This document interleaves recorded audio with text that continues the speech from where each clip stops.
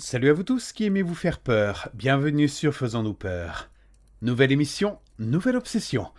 Comprendre pourquoi certaines vidéos vous font frissonner, pourquoi certains créateurs nous captivent, et surtout, garder l'esprit critique sans tuer le plaisir. Je vous propose une nouvelle série de podcasts sur Faisons-nous peur. On va avoir pour ligne honnêteté, expérience de terrain et une parole directe. Je vais vous emmener dans mes analyses, mes souvenirs, mes doutes et mes certitudes. On va parler de créateurs que je connais bien, de méthodes d'enquête, de montage, et de ce qui fait qu'une vidéo fonctionne ou non. Je vous préviens, ce n'est pas un cours magistral. C'est une sorte de conversation entre vous et moi. Je vous parle comme si on était autour d'un feu, mais avec des centaines d'heures d'analyse derrière moi et une expérience professionnelle sur le terrain. Si vous aimez qu'on aille au fond des choses sans tomber dans l'attaque gratuite, vous êtes au bon endroit. Avant d'entrer dans le vif du sujet, je pose 3 choses importantes. Ceci est une vidéo qui propose mon avis personnel. Je ne prétends pas parler au nom de tout le monde et je ne détiens pas la vérité absolue. Je ne généralise pas non plus. Je parle de ce que j'ai vu, de ce que j'ai analysé et de ce que j'en pense point par point. Mon point de vue s'appuie sur une ancienneté réelle dans le milieu du paranormal. J'ai fait partie d'une équipe professionnelle de chasse de fantômes au Japon qui comptait près de 100 000 abonnés. Et j'ai dû arrêter pour des raisons personnelles. J'ai passé plusieurs centaines d'heures à revoir, encore et encore, à analyser, comparer les grandes chaînes françaises du paranormal. Autant dire que j'ai une vision large et, je l'espère, objective. Aujourd'hui, je vous parle de Gus DX. Ce que j'admire chez lui, ce qui me gêne, des exemples concrets, et pourquoi malgré tout, je le considère comme le meilleur chasseur de fantômes français selon mes critères. Je resterai franc, nuancé et respectueux. Gus DX est un créateur français, spécialisé dans le paranormal, connu pour sa série Chasseur de fantômes, et pour proposer ses vidéos en VOD sur son site officiel. Sa chaîne principale d'ailleurs sur YouTube rassemble plusieurs centaines de milliers d'abonnés. Et il a aussi une présence importante dans le gaming de jeux d'horreur. Gus DX est un vidéaste qui a su transformer l'enquête nocturne en format narratif immersif, mêlant récits longs, direction photo travaillée et sound design soigné pour donner à ses enquêtes une dimension presque documentaire. Sa chaîne YouTube principale affiche une audience conséquente et renvoie régulièrement vers son catalogue VOD sur gusdx.fr, où les épisodes complets et les bonus sont proposés en location, téléchargement ou via abonnement. Il produit des séries thématiques, Chasseurs de fantômes, Gus DX Files, etc. Des épisodes longs et des teasers destinés à créer un rendez-vous avec sa communauté. Et il conserve parallèlement une activité gaming sur une chaîne dédiée. Ce qui montre une double compétence entre narration d'enquête et format de divertissement. D'ailleurs, Gus DX était à la base un joueur de Minecraft que j'ai connu avec sa série Un gars, une chèvre. Je vous la conseille, elle est franchement fun. Bref, sa méthode repose sur un travail de repérage, l'utilisation d'archives et de témoignages quand c'est possible, et une mise en scène visuelle qui privilégie l'immersion. Plans serrés, ambiance sonore, silence pesant et montage qui accentue la tension. Gus DX a choisi un modèle économique mixte où une partie du contenu reste accessible gratuitement sous forme d'extraits ou de résumés sur YouTube, tandis que l'expérience complète, souvent plus longue et sans coupure publicitaire, est monétisée via la VOD. Un choix qui finance la production mais qui modifie aussi la manière dont le public peut vérifier ou revisiter les rushs. Son travail divise. Certains saluent la qualité technique et la capacité à raconter une enquête comme une histoire. D'autres pointent des épisodes controversés ou des choix éditoriaux discutables. Gus DX assume un positionnement entre spectacle et enquête, en revendiquant parfois la nature non scientifique de ses émissions, tout en cherchant à documenter des lieux et des témoignages. Au final, il s'impose comme une figure majeure du paysage paranormal francophone, identifiable par son style visuel, son catalogue VOD structuré et sa capacité à fédérer une communauté fidèle autour d'enquêtes longues et scénarisées.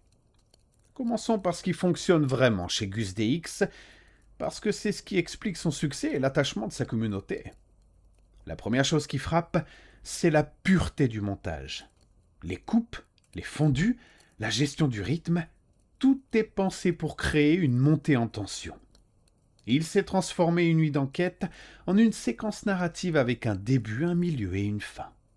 Concrètement, on retrouve des plans serrés sur des détails, des inserts sonores travaillés, et une progression qui fait monter l'adrénaline sans perdre le fil. Ce n'est pas du hasard.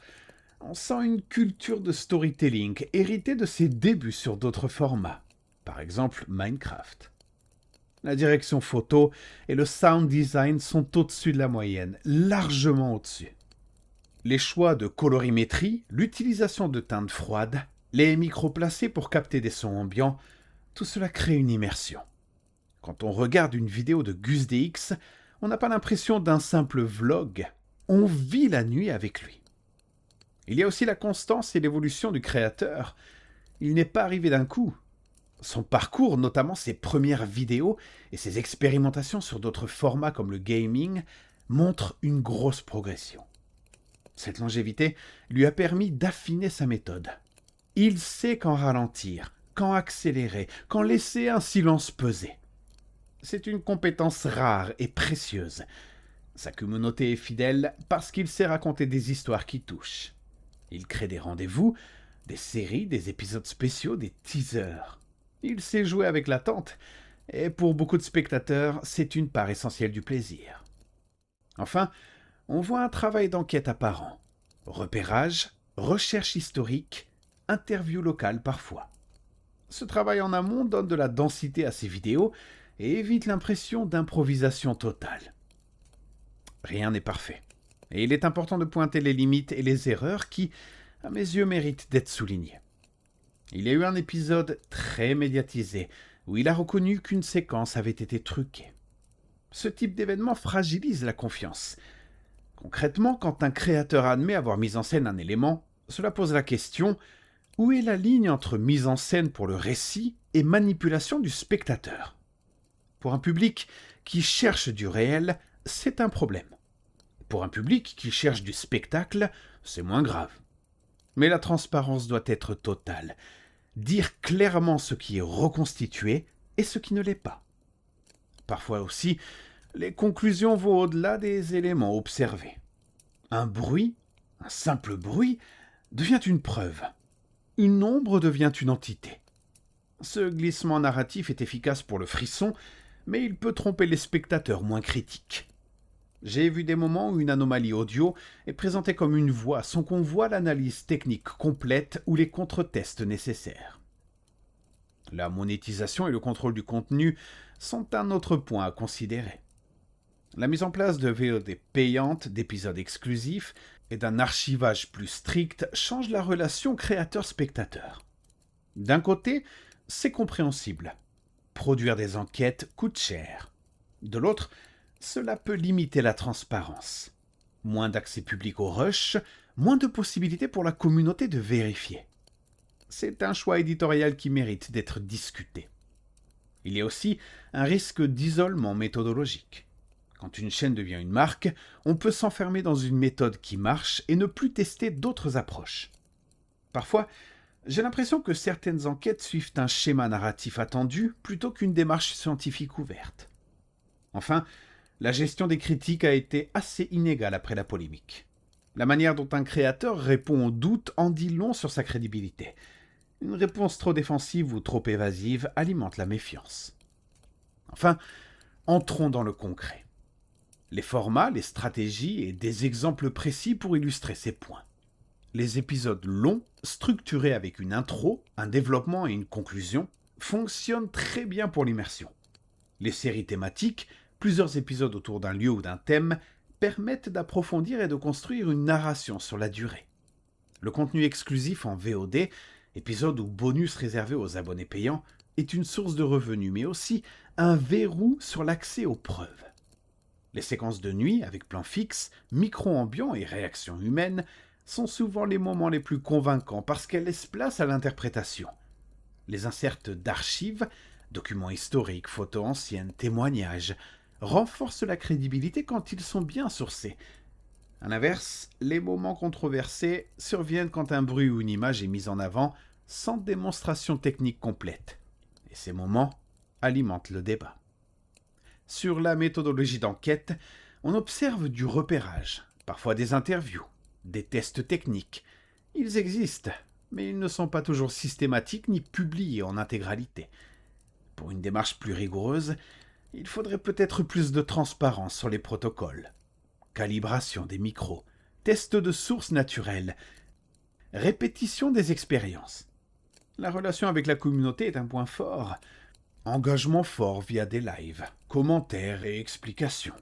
Mais il y a aussi un effet de groupe où la communauté participe à l'interprétation, ce qui peut renforcer une subjectivité collective. La façon dont les commentaires et les critiques sont modérés influence la perception publique. Enfin, on sent une petite évolution artistique et commerciale. Le passage du gaming au paranormal a apporté une influence narrative, cliffhanger, mise en scène. Et la professionnalisation se traduit par une meilleure qualité technique, un meilleur matériel et une production bien sûr plus coûteuse. Cette tension entre spectacle et enquête est permanente. Après avoir pesé le pour et le contre, voici pourquoi, malgré les petits défauts, je le place en tête selon mes critères. Être un bon chasseur de fantômes sur YouTube, ce n'est pas seulement prouver l'existence du paranormal, c'est raconter une expérience qui fasse ressentir la nuit, la peur et l'inconnu. Sur ce plan, GusDX est exceptionnel. Il sait transformer une enquête en récit vivant. Techniquement, entre la qualité et le son, la direction photo et le montage, il dépasse la plupart des créateurs, qu'ils soient amateurs ou professionnels.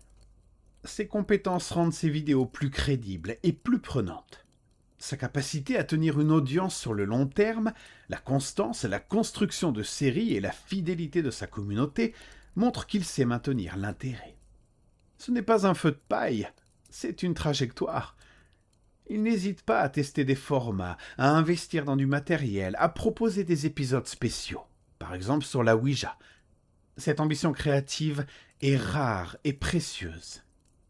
Même si la vidéo truquée a entaché sa crédibilité à un moment donné dans sa carrière, il a aussi montré qu'il pouvait reconnaître une erreur et s'en est excusé. La capacité à admettre une faute et à en tirer des leçons est un signe de maturité. Si la transparence augmente, son statut ne fera que se renforcer. Voici maintenant quelques conseils pratiques pour les spectateurs et quelques suggestions bienveillantes pour lui.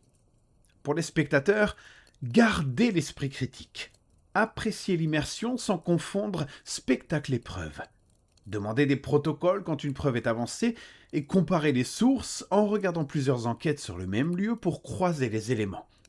Pour GusDX, peut-être publier plus de rushs ou de données brutes pour permettre la vérification, standardiser certains tests techniques et les expliquer en détail dans des épisodes bonus, et clarifier quand une séquence est reconstituée pour préserver la confiance et continuer d'innover narrativement tout en renforçant la rigueur méthodologique. Pour conclure, GusDX est selon moi un créateur majeur du paysage paranormal français. GusDX est un être humain. Il a ses défauts. Il a des choix éditoriaux discutables, une polémique aussi qui a entamé sa crédibilité. Mais il possède aussi des qualités extrêmement rares. La maîtrise du récit, la qualité technique et l'ambition créative. Ces éléments font de lui, à mes yeux, le meilleur chasseur de fantômes français. Au sens où il sait faire vivre l'expérience mieux que quiconque aujourd'hui. Pour finir, une petite précision pratique pour ceux qui veulent retrouver les vidéos de GusDX et le soutenir directement, ou tout simplement voir son travail. Certaines de ces vidéos restent disponibles sur YouTube sous forme d'extraits ou de résumés, mais la majorité des épisodes complets des bonus sont désormais proposés en VOD sur son site personnel. Pour accéder à ces contenus, rendez-vous sur son site officiel, créez un compte si nécessaire, parcourez la section VOD ou boutique, choisissez l'épisode ou le pack qui vous intéresse et procédez à l'achat. L'achat en VOD permet d'accéder aux épisodes en intégralité, souvent à une meilleure qualité, et parfois à des bonus exclusifs comme des rushs, des analyses techniques ou des interviews complémentaires. Acheter directement sur son site est aussi la manière la plus directe de le soutenir financièrement et de l'encourager à produire des enquêtes encore plus longues et mieux équipées. Si vous préférez rester sur YouTube, cherchez son nom de chaîne pour trouver les teasers, les extraits et les annonces. Mais pour l'expérience complète, la VOD sur son site est la voie recommandée. Pensez à vérifier les descriptions et les liens officiels dans ces vidéos YouTube pour être sûr d'atterrir sur la page officielle et éviter les contrefaçons. Voilà pour l'info pratique et le gros coup de pub. Merci d'avoir suivi jusqu'ici. Si cet épisode vous a plu, abonnez-vous à la chaîne, activez la cloche pour ne rien rater et partagez vos vidéos ou moments préférés de GusDX dans les commentaires. Je lirai et je répondrai. On se retrouve très vite pour un nouvel épisode où je décortiquerai une autre chaîne YouTube. Restez curieux, gardez l'esprit critique et surtout, profitez du frisson. Affreusement vôtre, La Ruse.